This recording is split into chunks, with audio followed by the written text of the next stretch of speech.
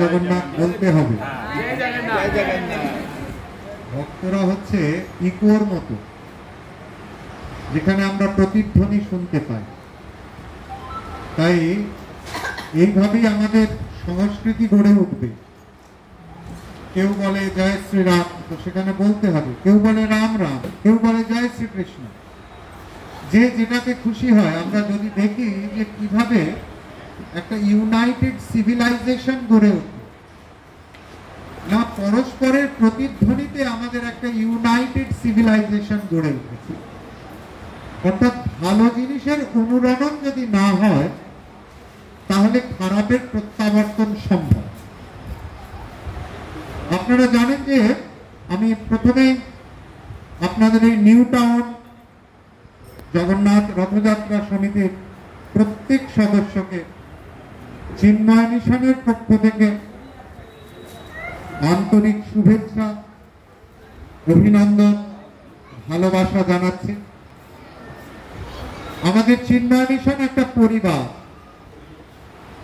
এই পরিবার বৃহৎ পরিবার। এই পরিবার দাস পরিবার, ব্যানার্জি পরিবার, পাল পরিবার নয়। চিন্ময় মিশন পরিবার সারা পৃথিবীতে ছড়িয়ে আছে।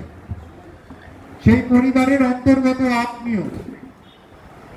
যারা এই চিন্ময় মিশনের সাধুদের বক্তব্য, তাদের বিজ্ঞানসম্মত ধর্মালোচনা পছন্দ করে ফেলেছেন, তারাই চিন্ময় পরিবারের অন্তর্গত। আমি আমার বক্তব্যকে দীর্ঘায়িত করব না, তার কারণ আমরা অনেক কষ্ট করে চিন্ময় মিশনের অন্যতম বরিষ্ঠ সন্ন্যাসী স্বামী রাঘবানন্দজিকে পেয়েছি, যিনি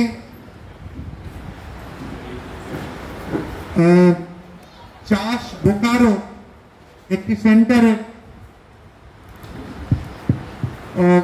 মেন্টর, ইনচার্জ, যা হোক কিছু বলতে পারেন। উনি সব আমাদের সংঘ এরকম ভাবেই চলে আসছে। স্বামী রাঘবানন্দজি সাধু জীবনের বাইরেও, তার কারণ আমাদের বাঙালি জীবনে আমার নিজেরও ছিল যে কিছু না হলেই চলে একটা সাধু হয়ে যায়।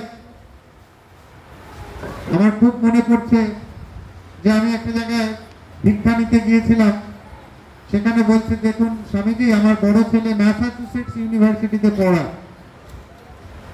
ছোটটা উইলকান্স ইউনিভার্সিটিতে পড়ায়, আর মেজোটার কিছু হবে না। আমরা ভেবেছি আপনাদের সঙ্গে নিয়ে চলে যান আপনাদের লাইনে। তাদের বক্তব্যের জন্য বলি, স্বামী রাঘবানন্দজি তখনকার দিনের masters in statistics, MSc in statistics. তারপরে তিনি বলাঙ্গীর পুলিশ স্কুলে 3 বছর শিক্ষকতা করেন এবং ওনার এই আধ্যাত্ম পথের সাধন 40 বছর অতিক্রান্ত হয়ে গেছে। এহেন মানুষ, যার জন্য আমরা চিন্ময় মিশন শুধু গর্বিত নয়, ওনার শ্রীমুখে যখন আমরা জগন্নাথ তত্ত্ব শুনবো, আজকে মহারাজকে আমরা যখন এনেছি 2 দিন সময়, উনি বললেন কিসের ওপর বলবো। জগন্নাথ মানেই শুধু জগন্নাথ স্বামী নয়ন পথগামী ভব তুমি, তা নয়। জগন্নাথ মানেই শুধু রথ নিয়ে ঘোরা নয়। জগন্নাথ মানেই শুধু উৎসব নয়। জগন্নাথের তত্ত্ব কি? কেন আমরা সমস্ত ভগবান ছেড়ে জগন্নাথকে ডাকবো? আমরা যখন তার তত্ত্ব জানতে পারবো, যখন আমরা জানতে পারলাম যে স্বামী রাঘবানন্দজি এত বড় সাধু, তখন আমরা যেমন নিজেদের অজ্ঞানী একটু মনোযোগ দিয়ে শোনার চেষ্টা করব স্বামীজি কি বলছেন, ঠিক তেমনি জগন্নাথ তত্ত্ব যখন আমরা জেনে যাব, তখন এই জগন্নাথ দেবের রথ টানতে টানতে একবারও মনে পড়বে, ও আমি সেই জগন্নাথের রথ টানছি যিনি এই জগতের অধিপতি। আসুন আমরা আর সময় নষ্ট না করে এই নিউ টাউনবাসীকে, এই নিউ টাউনকে পুত পবিত্র করে তুলি। স্বামী রাঘবানন্দজির শ্রীমুখে জগন্নাথ তত্ত্ব শুনে। হরি ওম তৎসৎ।